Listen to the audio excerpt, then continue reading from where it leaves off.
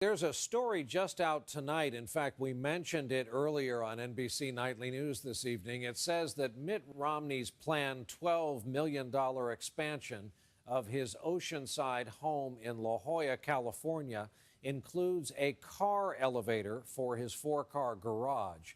And it's only going to add to an image problem that includes Swiss bank accounts and, as he put it famously, a couple of Cadillacs. So where does tonight's story come from? NBC News can confirm it came directly from the opposition research of a rival candidate. Tonight, Willie Geist takes us inside that world where, again this election cycle, they get paid to make sure there will be mud. Is this dude serious? You've seen the ads. Freddie Mac paid Newt $30,000 an hour. Romney drastically increased spending. Accusations, allegations, insinuations. Pushed for billions in wasteful pork. Voting for the Bridge to Nowhere, a teapot museum. Where do they get this stuff? Another, a counterfeit conservative. Welcome to the world of opposition research, or as it's known in the trade, Oppo. Oppo researchers are the people who dig up the dirt that gets turned into the mud that gets slung across the campaign trail. 20 million brutally attacking fellow Republicans. Every single aspect of your life is going to be turned over and scrutinized. You, your spouse, your kids, everything that you've ever done is going to be looked at. Chris Lehane is one of the grand old men of Oppo. He earned the nickname Master of Disaster from Newsweek magazine for his work doing damage control in the Clinton White House. You now effectively have in place a permanent opposition research campaign industrial complex, right? You have these huge entities that are extremely well funded. In fact, at many levels, more well funded than the traditional parties. The way that we look at our role is to find the truth. It needs to be grounded in some sort of fact, because the American people are not stupid. Voters are not stupid. Rodell Molyneux is president of American Bridge 21st Century, a Democratic super PAC devoted solely to doing Oppo research. We have over 50 people working for us. They sit in a war room. Let me pull up the text real quick. They're putting together research briefs. They're putting together research documents. They're looking at the video that our trackers send back from the field. The most effective way to slam a candidate is to hang him with his own words. I have a personal more objection to it, even though I don't support it, that I voted for bills that included it. Rick does this a lot. And capturing those words in the field is the job of the video tracker. American Bridge employs 17 trackers who blend into the crowd at campaign appearances, waiting for that gotcha moment. For the better part of this primary season, they've been aiming their cameras at Mitt Romney. Did a tracker ever send you a clip where you got it in-house and you said, we have just struck gold, this is going to change a race? When Mitt Romney was at the Iowa State Fair and he uttered those words that I think will come back to haunt him throughout this election, that corporations are people. Corporations are people, my friend. We had our camera there. Rodell sent his tracker's footage to Martha McKenna, who runs a company that makes ads for Democratic political groups. We took a look at the clip and found that we could tell a very compelling story in 30 seconds using Mitt Romney's words. Corporations are people, my friend. We made the ad in an afternoon, and when stations opened the next business day, it was there in New Hampshire at the stations. In addition to using Oppo research to make ads that slam an opponent, it's standard practice to toss a story onto the web and watch the mainstream media run with it. How do we go from candidate A saying something at a donut shop in Iowa at 9 o'clock in the morning to having it on the Daily Show that night? Walk me through how you get there. Mitt Romney is the gift that keeps on giving. Beautiful backdrop, huh?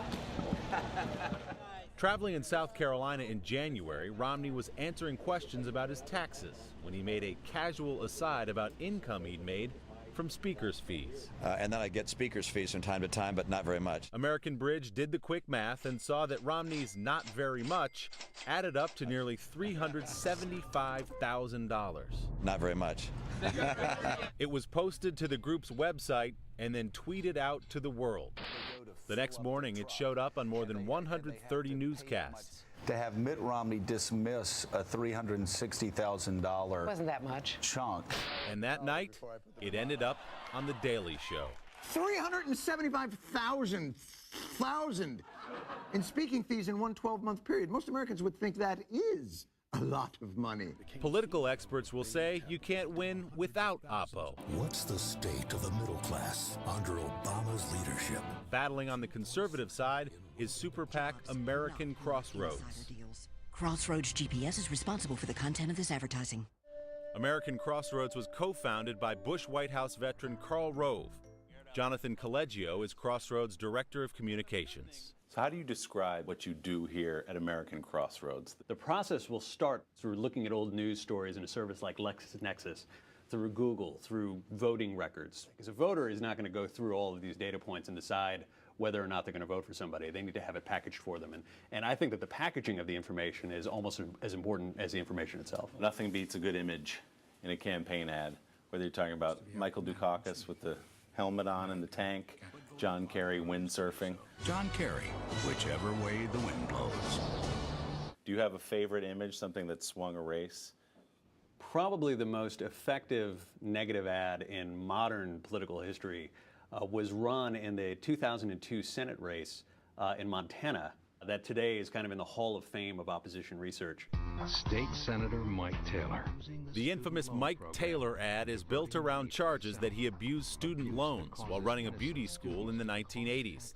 But it wasn't the facts that killed Mike Taylor's bid for the Senate in Montana. It was these pictures. There he is on the left, open-collared, gold chain, disco Mike Taylor, rubbing a man's temples at the beauty school. This was the political equivalent of a gunshot wound to the head. Not only did Mike Taylor lose the race, he actually dropped out because the ad was so devastating. That just doesn't play in big sky country. Not the way we do business here in Montana.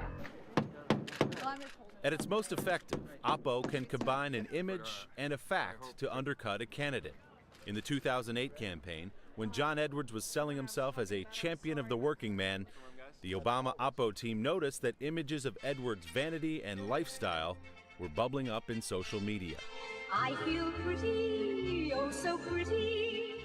The Obama team discovered a $400 payment to a Beverly Hills salon and fed that detail to Politico, as Ben Smith, editor at BuzzFeed.com, recalls. The Obama campaign got in touch with me with this great tidbit. It turned out that yes, in fact, the Edwards campaign had been paying to have this fancy barber come and cut him on the, and cut his hair in his hotel room. And this immediately went viral. Have you all ever done anything you're ashamed of in terms of opposition research? After the fact, did you say, man, maybe we shouldn't have done that to that guy? No. No. Nothing. Nothing. I sleep very, very well at night. The masters of Oppo might tell you they sleep well at night, but you have to ask yourself, is this highly personal, bare-knuckle, money-for-mud campaigning really the best way to elect our public servants? I actually do think our process works as well as any process in the world. I think this is part of it. I think it actually helps make better candidates and better people when they're in office. Thank you all very much. I would also say that the single hardest day on the campaign trail for a presidential candidate is going to be the easiest day that you have as president.